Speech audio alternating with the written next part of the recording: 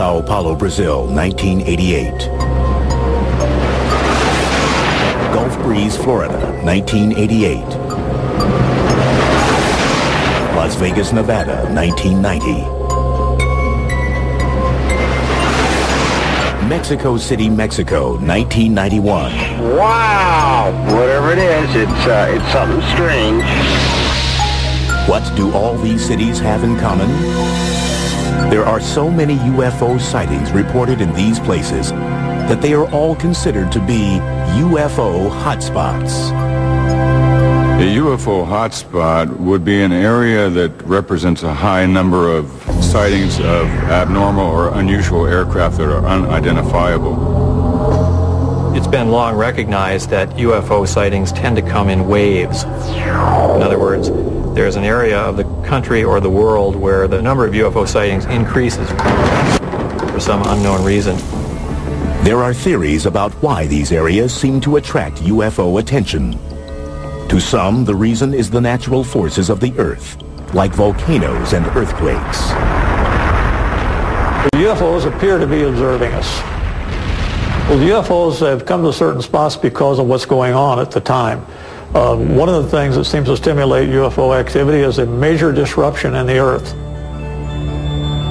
Still others believe that human behavior is at the root of these sightings. One of the things that has to do with hotspots is that once somebody notices something, then others are going to look also. That you may not pay much attention to your surroundings. Someone says, gee, last night there were 3 mysterious lights went by. The next night you're going to be watching, and there's a much better chance that you're going to see them than if you're just sort of walking along looking at your feet.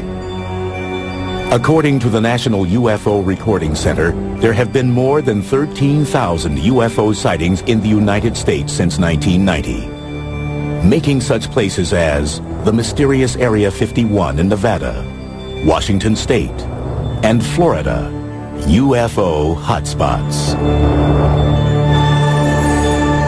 Still, with reports of UFOs coming in from as far-flung locales as Quito, Ecuador, Haifa, Israel, Stuttgart, Germany, and Sydney, Australia, America doesn't seem to be the only place getting these unexplained visits.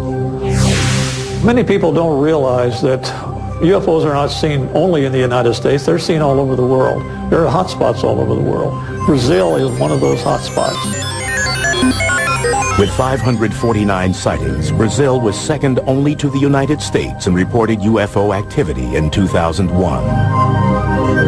And unlike America, where UFO reports are traditionally met with skepticism, Brazil has a strong tradition of accepting UFO sightings and even publicly conducting government investigations. Generally, South American countries are more open to this type of thing. There are other cultures that are more tolerant of people's perceptions, their emotions. They're more open to events that may be part real, part mystical, and they do not have the same strong norms, you might say, against reporting unusual or paranormal kinds of experiences. We also have to think in terms of the kinds of religions that predominate, in that if you have religions that make opportunity for saints and angels and things like that, the idea of powerful visitors from afar is, I think, much more easy to accept. October 15th, 1957. Brazil is the location for one of the world's first accounts of an alleged alien abduction. Antonio Villas-Boas was a young man. He was driving a tractor in a field. He claimed he saw an object come down out of the sky and land nearby. He was greeted by aliens taken on board, washed off with some kind of a substance that smelled very badly to him. He made him vomit. And he later thought maybe that might have been something like a disinfectant or the like. While he was in this enclosure, a female alien type came in and had sex with him.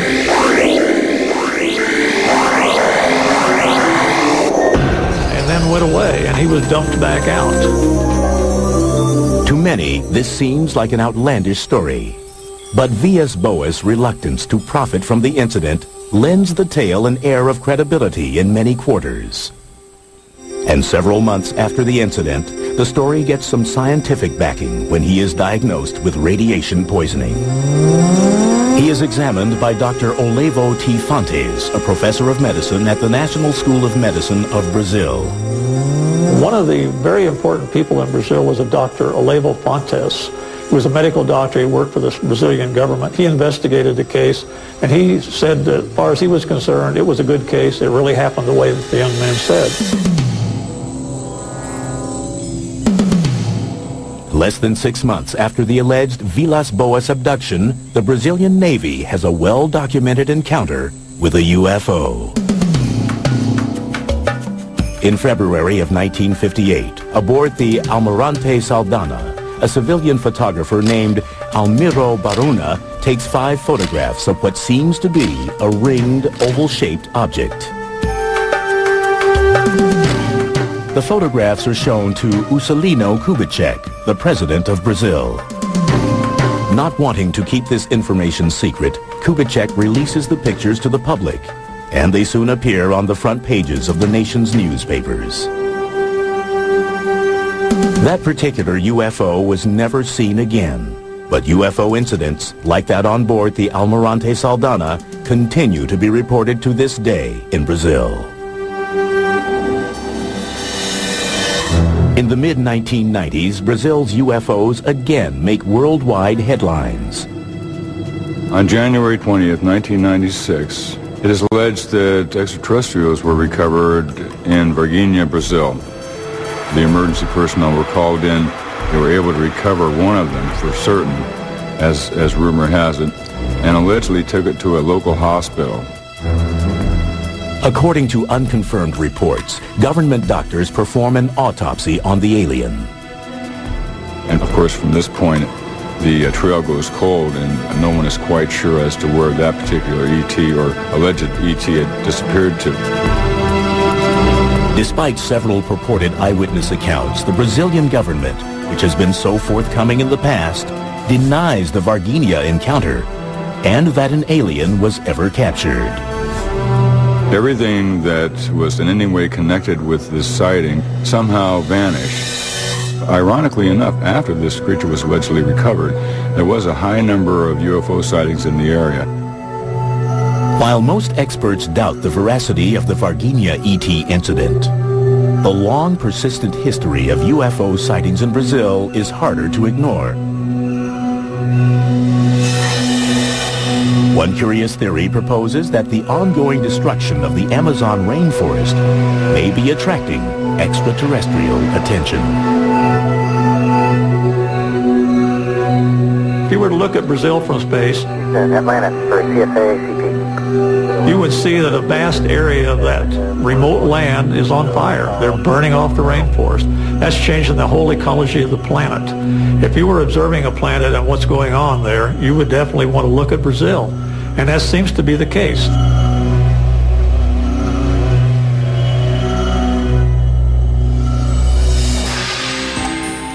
Coming up, in Mexico, mysterious images caught on tape during a solar eclipse seem to suggest that the world's sacred sites may be UFO hotspots.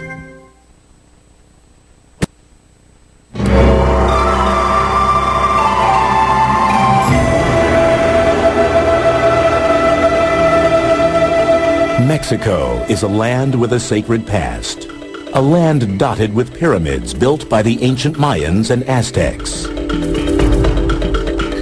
Monuments to the gods still standing hundreds of years after their makers are gone.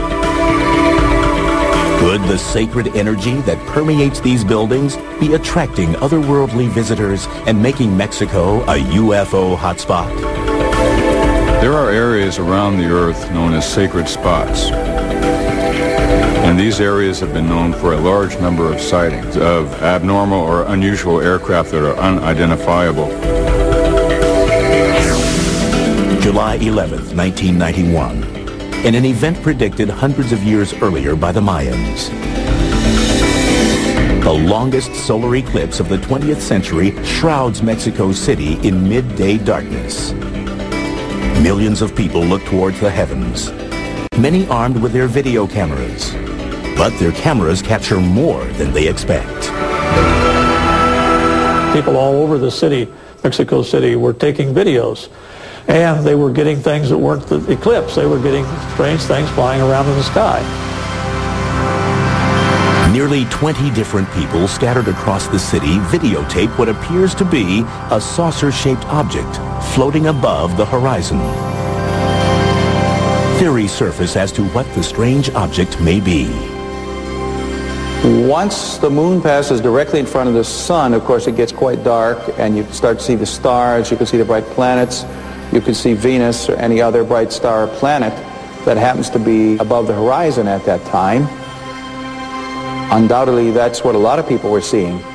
But when all of the different videos shot from multiple locations around the city are analyzed, the images seem to show Venus and the mysterious object as clearly separate entities. Some experts offer another theory. Perhaps the phenomenon is the result of the video cameras themselves, as Mexico's emergence as a UFO hotspot coincides with the proliferation of affordable home video recorders. A camcorder is made with an automatic focus and an automatic aperture control to try to control the amount of light. And so it is not made to focus against a dark background. An automatic camera cannot focus on these objects without seeming to impart motion and changes in shape to it. But many disagree that the sightings were just a trick of the camera and point to subsequent events as proof. Over the course of the next 6 years, more than 1,500 videos and photographs of UFOs surfaced throughout Mexico. Many of the alleged UFO sightings appear near ancient Mayan and Aztec pyramids. One area with a lot of sightings is Tepoztlan, a resort village some 60 miles south of Mexico City. According to UFO researcher Carlos Diaz, 60% of its residents report having seen a UFO. And local air traffic controllers confirm that radar regularly detects unidentified objects over the area.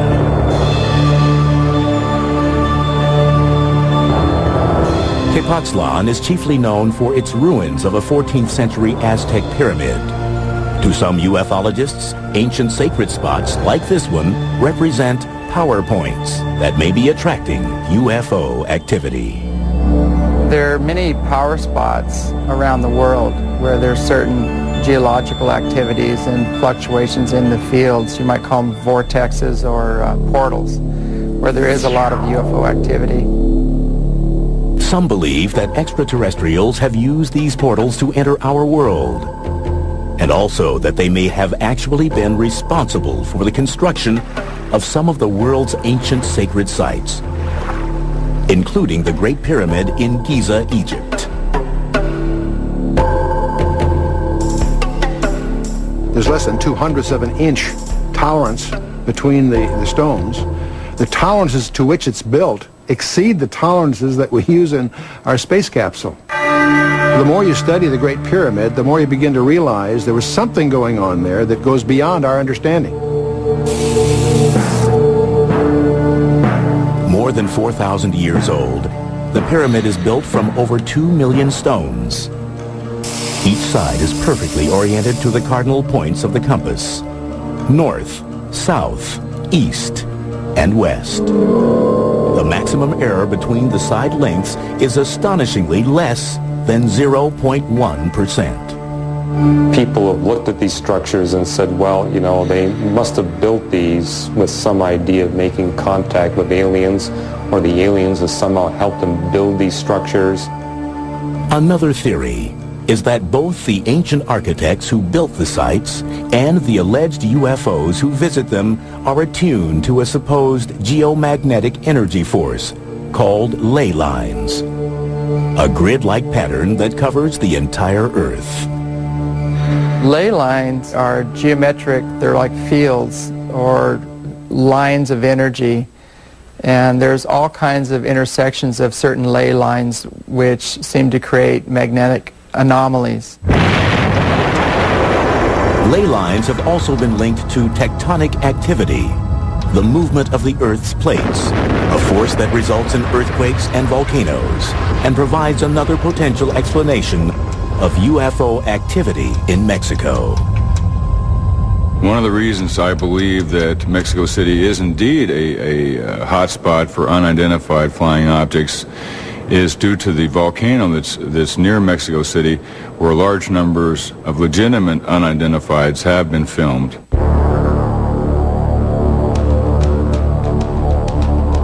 UFOs have frequently been reported near Popocatépetl, Mexico's Smoking Mountain. They've been keeping a camera on that mountain ever since it started erupting, and they've been finding in those pictures very clear disc-shaped objects. Now, some people have tried to explain them as rocks that are blasted out of the volcano, and they take an aerodynamic flight path and look like there's something flying when they're not. That's pretty hard to believe when you see the direction they actually go. They come down and toward the mountain rather than going up from the mountain. Why would UFOs hover over volcanoes? One theory proposes that high levels of hydronium ion, also called H3O, are typically found in places with increased geological activity, like volcanoes. H3O has an extra hydrogen atom in it, and that extra hydrogen atom can be split off and used as hydrogen fuel or for energy. And it's in the splitting of this extra particle that you can create a fusion effect. It's possible that these UFOs may be harnessing this type of energy for their systems to perhaps propel themselves through the atmosphere. So perhaps UFOs are interested in Mexico more as an intergalactic gas station than for its sacred ancient structures.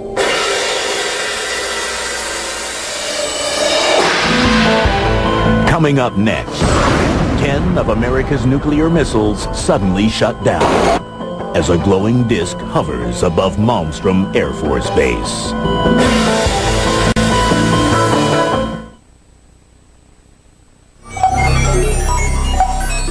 As the control center for some 221 Minuteman intercontinental ballistic missiles, Malmstrom Air Force Base near Great Falls, Montana, is an essential part of the nuclear arsenal for the United States. For decades, Malmstrom and other strategic air command centers like it have been the primary potential targets for the country's enemies. But many UFO experts wonder if these bases have also been attracting a different kind of attention. Are America's nuclear installations UFO hotspots? One interpretation of UFO activity is that these entities, assuming that they are entities, are interested in our technological development. We're a very violent species, as you know if you watch television at night. So that alone is a reason that they would have to pay attention to what we're doing. March 16th, 1967. Reports of UFOs at Malmstrom seem to demonstrate an extraterrestrial interest in America's nuclear forces.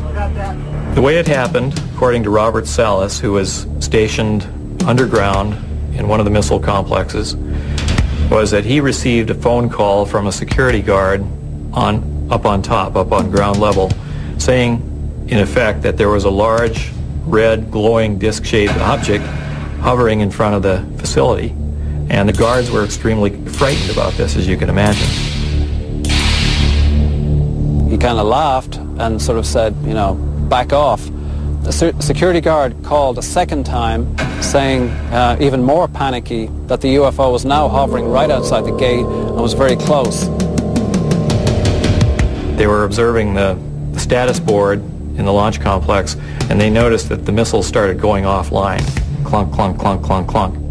10 of the missiles, one at a time, just boom, boom, boom, boom, shut down. The missiles quit functioning. So we were really out of business as a nuclear deterrent at that time. The incident at Malmstrom is neither the first nor the last time that the security of the United States nuclear sites is supposedly compromised by a UFO incursion.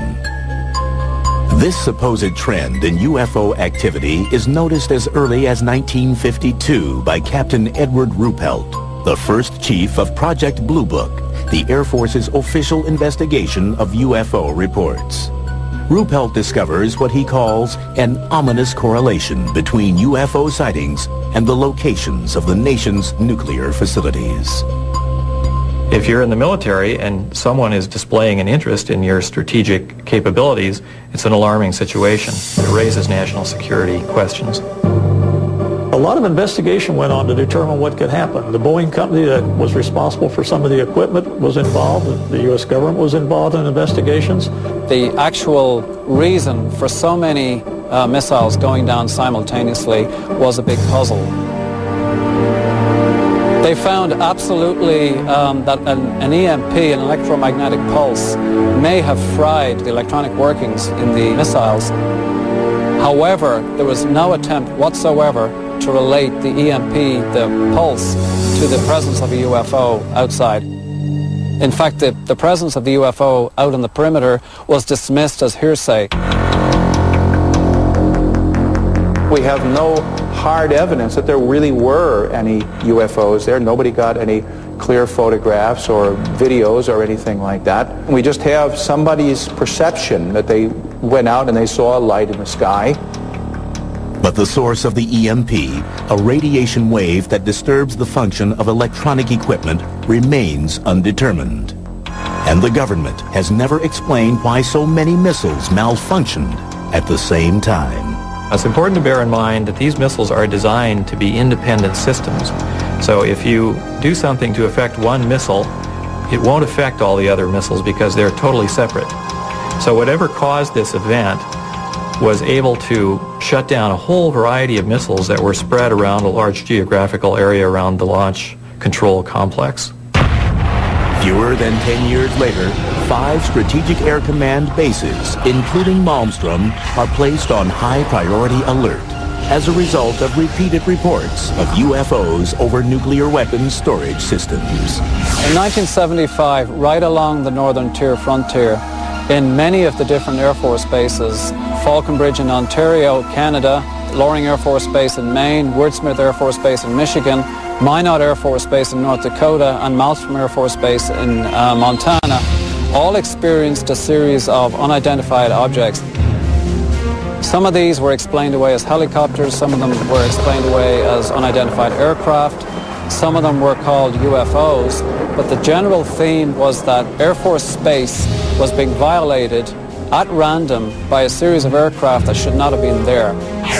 At each of the bases, official logs record eyewitness accounts of the UFOs, and they are tracked by radar as well.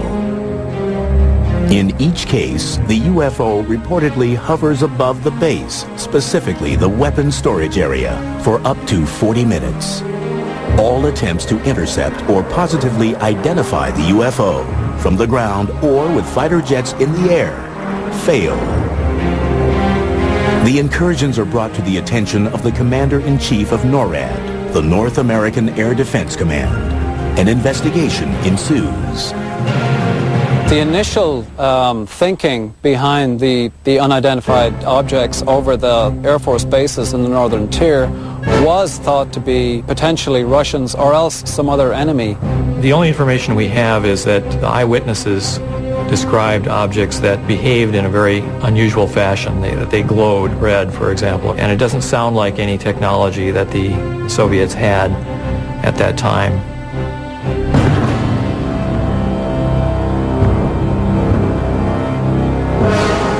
Another theory is that the UFO incursions were a type of readiness self-test to check the security of the bases in the event of an attack. But if it was a test, the bases performed poorly. The Air Force personnel were completely at sea as to what was happening. They were actually calling the law enforcement people in Great Falls, Montana for help because unidentified aircraft were buzzing them in missile-controlled silos. They had no idea what was going on. Aside from acknowledging that unexplained events have occurred at the northern tier bases, the U.S. government remains characteristically silent on the question of whether American nuclear installments are indeed UFO hotspots. To my knowledge, there's no published report explaining what happened. It's simply a mystery. And as far as the government is concerned, it can remain a mystery. According to the Air Force fact sheet on UFOs published in 1996, no evidence has been presented to indicate that further investigation of UFOs by the Air Force or other government agency is warranted. But for some, the base sightings are not quite as open and shut a case as the government would have us believe. We think the reason that the military tend to downplay this whole phenomenon is because the Department of Defense, by definition, needs to defend. And if theoretically there are objects that are able to violate United States airspace with impunity, that sets up a very big question mark about the efficiency and the abilities of the Department of Defense. But they are as bewildered and as puzzled and as intimidated as everybody else is.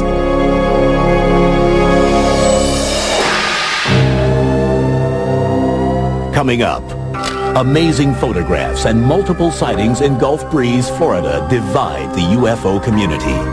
Is it a hotspot or an elaborate hoax?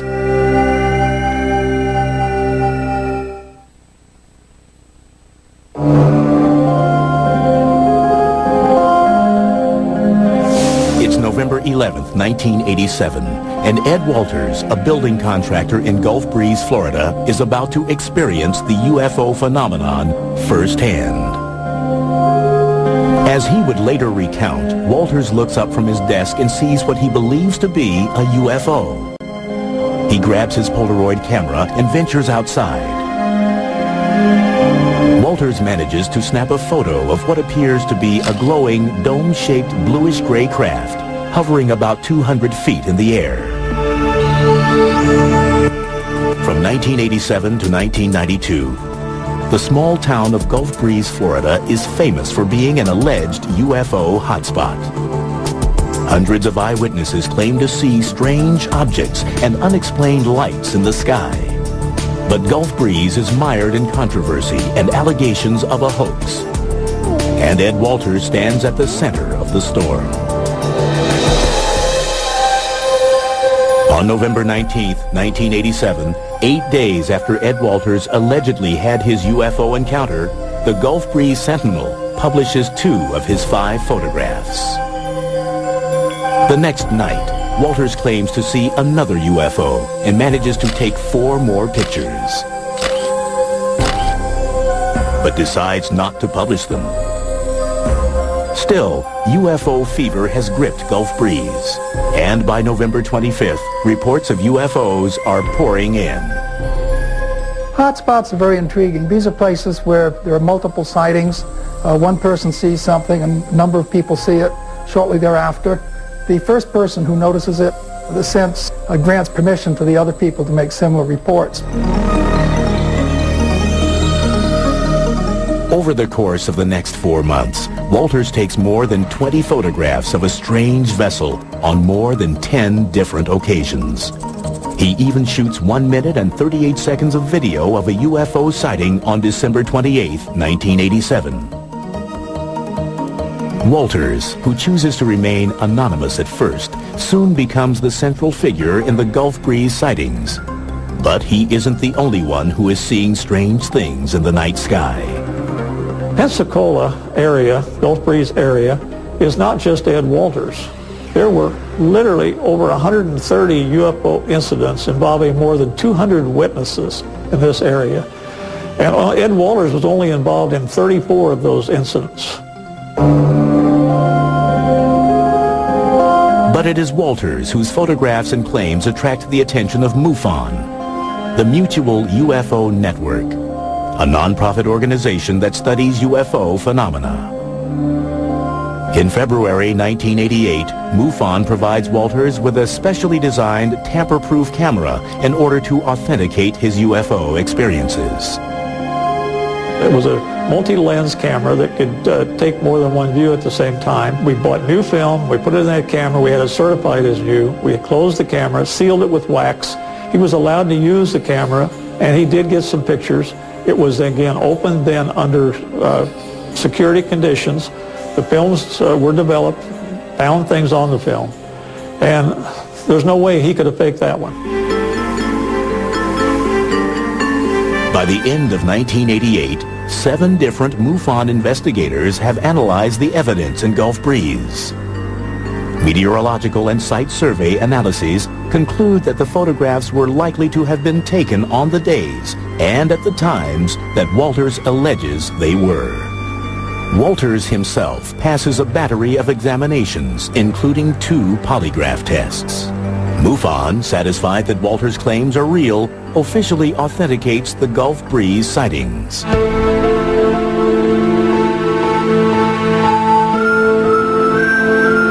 But in 1990, new doubts surface regarding the Ed Walters case. First, a model that resembles the UFO in Walters' photographs is found in the attic of his former residence in Gulf Breeze. Then, in July of that year, a teenager named Tommy Smith alleges that he witnessed Ed Walters faking the UFO photos.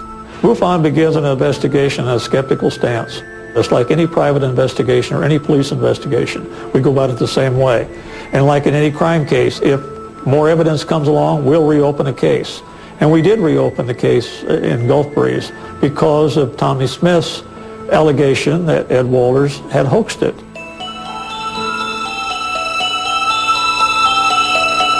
MUFON sends 2 new investigators, Rex and Carol Salisbury, to Gulf Breeze.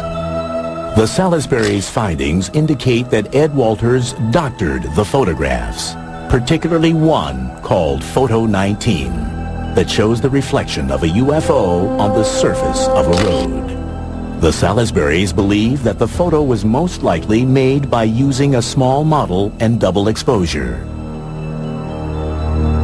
But their conclusions are rejected by MUFON. They believed that the other sightings at Gulf Breeze were real. They stated that in their reports. They just didn't believe Ed Walters. Basically, MUFON fired them and sent somebody else in to authenticate, quote-unquote, the sighting. The new investigator, named Gary Watson, questions the veracity of Tommy Smith's testimony. He also alleges that the model UFO found in the attic of Walters' former home was planted by someone who wanted to discredit Walters. Watson concludes that Ed Walters' photos and story are true. Despite the controversy over the Walters sightings, reports of a new UFO begin to emerge in Gulf Breeze. Instead of looking like ships or vessels, the new sightings are characterized differently. There were various kinds of lights that were seen. Big red globes, little white lights, some lights that maneuvered, some hovered, some shot away, some just disappeared. When you know it. From 1990 through 1992, residents of Gulf Breeze see the strange lights so often that they give them a nickname, Bubba. They organize sky watches, and by 1992, there are 170 recorded UFO sightings of Bubba. But then, in 1992, the lights disappear as mysteriously as they had appeared 2 years earlier. The lights have never been explained, and the Ed Walters case still divides the UFO community. Although strange lights are still occasionally seen in Gulf Breeze, it is no longer considered to be a UFO hotspot. Whatever supposedly was going on in Gulf Breeze, it's not going on anymore. Oh, look at that. Look at that. Oh, it doubled. There it goes. It's doubling. Up next, a Washington state man claims to be living in the middle of one of the world's major UFO hotspots.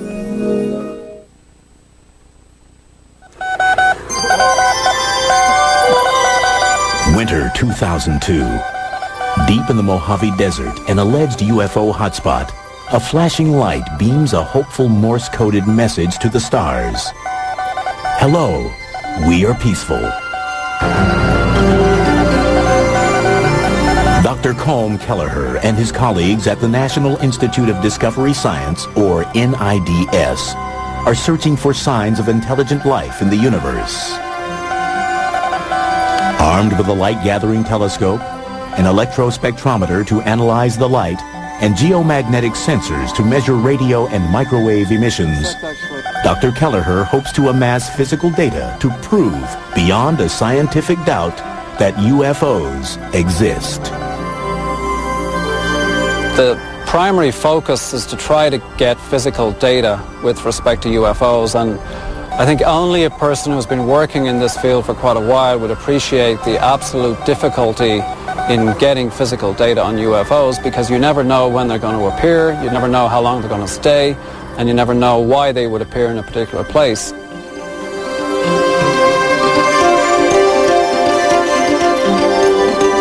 NIDS operates a 24-hour hotline for UFO sightings.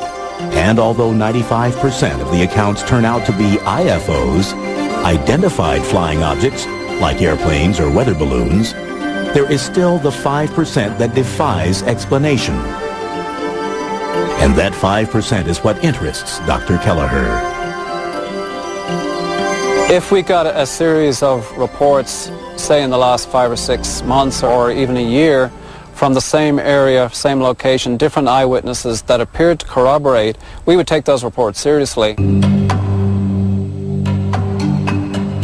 And one alleged hotspot that is raising some serious questions in the UFO community is the Yakima Mount Adams area in southeastern Washington state. The Yakima Indian Reservation in Washington has the appearances of being a UFO hotspot for many years. UFOs have been reported from the fire towers, from rangers, from people camping, that sort of thing, over and over and over. James Gilliland is the owner of the Sattva Sanctuary, a UFO-friendly spiritual retreat located nearby.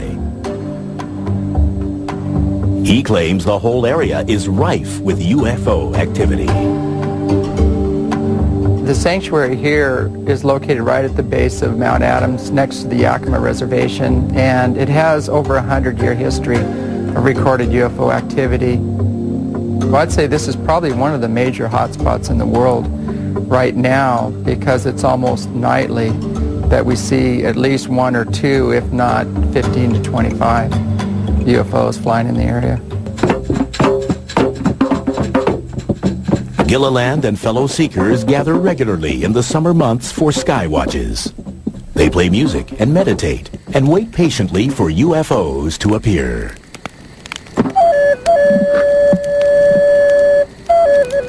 They're looking for people that are very spiritually aware, that have kind hearts, that love people, love humanity and the earth, and those are the ones that will be ambassadors to bring forward their message, because those people have risen to the occasion. As Gilliland and others see it, the anomalous lights that appear above his property exhibit both intelligence and intent.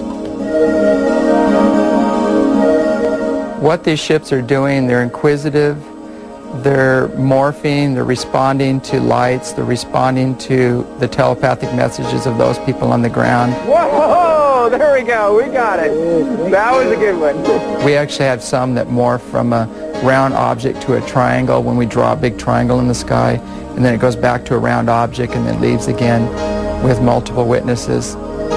When you're talking about lights in the sky, it's very difficult to say what causes them. Are they natural phenomena or are they not? When they seem to fly into an area, stop and react to people yelling or to flashes of light or something else, what causes the reaction?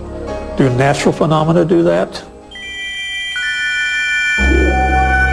One theory proposes that the lights in the sky are not doing anything, but the observer's eyes are. Something called the autokinetic phenomenon. The eye literally cannot focus properly on a single bright point source of light against a dark background, and so it seems to bob around, move around, wiggle, zigzag. All these things are perfectly normal behavior, but it's the behavior of your eye. It's not the behavior of the object itself.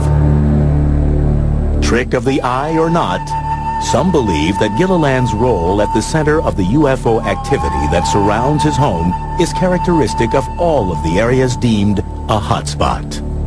We've investigated in a couple of quote-unquote hotspots, and we are beginning to realize that any of the areas that we focus on usually has a single individual in that area who becomes a lightning rod for multiple reports from the community.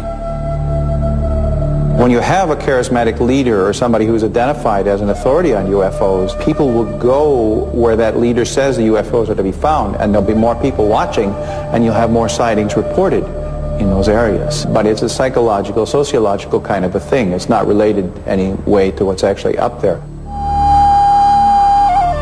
The major portion of people that are coming here are more aligned to trying to understand the experience on a more spiritual nature, but we do have a lot of, we call them looky-loos, that are coming just to try to see one.